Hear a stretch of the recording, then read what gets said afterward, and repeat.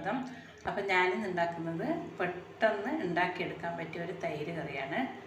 അപ്പോൾ അതിന് വേണ്ടിയിട്ട് ഞാനൊരു തവ അടുപ്പത്ത് വെച്ചിട്ടുണ്ട്. പിന്നെ ഒരു സവോളയും ഒരു തക്കാളിയും 4 പച്ചമുളകൊക്കെ കട്ട് ചെയ്ത് വെച്ചിട്ടുണ്ട്. ഇതെല്ലാം ഒന്നായിട്ട് നമുക്ക് ഈ ചൂടായ എണ്ണയിലേക്ക് ഇടാം. എന്നിട്ടൊന്ന് വഴറ്റിയെടുക്കാം. ഇതിൽ 4 പച്ചമുളകും ഒരു തക്കാളിൻ്റെ പകുതിയോ ഒരു സവോളയും കുറച്ച് കറിവേപ്പിലയും ഒരു ഉണക്കമുളക് ഇട്ടിട്ടുണ്ട്. ഇത് നന്നായിട്ടൊന്ന് വഴന്ന് വരട്ടെ. ആ സമയം കൊണ്ട് നമ്മൾ തൈര് കട്ടിയായ തൈരാണ്. അപ്പോൾ ആ തൈരൊന്ന് മിക്സിയിൽ ജാറിലിടുകയാണെങ്കിൽ അങ്ങനെ ആക്കാം, അല്ലെങ്കിൽ നമുക്കൊന്ന് ഉടച്ച് റെഡിയാക്കി എടുക്കാം.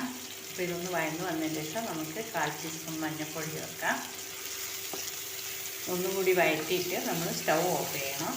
സ്റ്റൗ ഓഫ് ചെയ്തതിന് ശേഷം നമുക്ക് ഈ 4 പച്ചമുളക് എരിവ് മതിയാവില്ല എന്ന് തോന്നുകയാണെങ്കിൽ നമുക്ക് ഒരു നുള്ള് മുളക് പൊടി കൂടി ചേർക്കാം. ഓഫാക്കിയതിന് ശേഷം വേണം ചേർക്കാൻ. സ്റ്റൗ ഓഫാക്കിയിട്ട് അതേ ചെറിയ ചൂടിൽ നമുക്ക് തൈര് ഒഴിച്ച് കൊടുക്കാം. നല്ല കട്ട തൈരാണ് ഞാൻ ഒഴിക്കുന്നത്.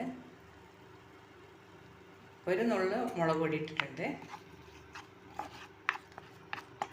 ഇത് നമുക്ക് പെട്ടെന്ന് ചോറിൻ്റെ കൂടെ എല്ലാം കഴിക്കാൻ നല്ല ടേസ്റ്റാണ്. അപ്പോൾ കട്ട തൈരാണ് ഞാൻ ഒഴിക്കുന്നത്. ഇനി ആവശ്യത്തിന് ഉപ്പും ചേർത്തിട്ട് നന്നായിട്ടൊന്ന് മിക്സ് ചെയ്ത് കൊടുക്കാം.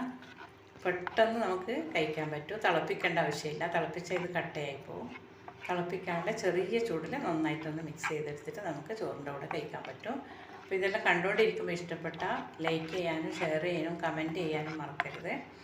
അപ്പോൾ എല്ലാവരും ഒന്ന് ചെയ്ത് നോക്കുക. പെട്ടെന്ന് നമുക്ക് കറിയൊന്നുമില്ലെങ്കിൽ കുറച്ച് തൈരെടുത്തിട്ട് നമുക്ക് ഇതുപോലത്തെ കറിയെല്ലാം ഉണ്ടാക്കി കഴിക്കാൻ പറ്റും. വെറും ഈ തൈര് കറി തന്നെ മതി നമുക്ക് ഭക്ഷണം കഴിക്കാനായിട്ട്. അപ്പോൾ നിങ്ങളെല്ലാവരും ഇഷ്ടപ്പെട്ട ഒരു കമൻറ്റ് അടിക്കാൻ മറക്കരുത്. അപ്പോൾ ഇൻഷാ അള്ളാ അടുത്ത നല്ല വീഡിയോ ആയിട്ട് വരുന്നവരെ എല്ലാവർക്കും അസ്സലാമു അലൈക്കും.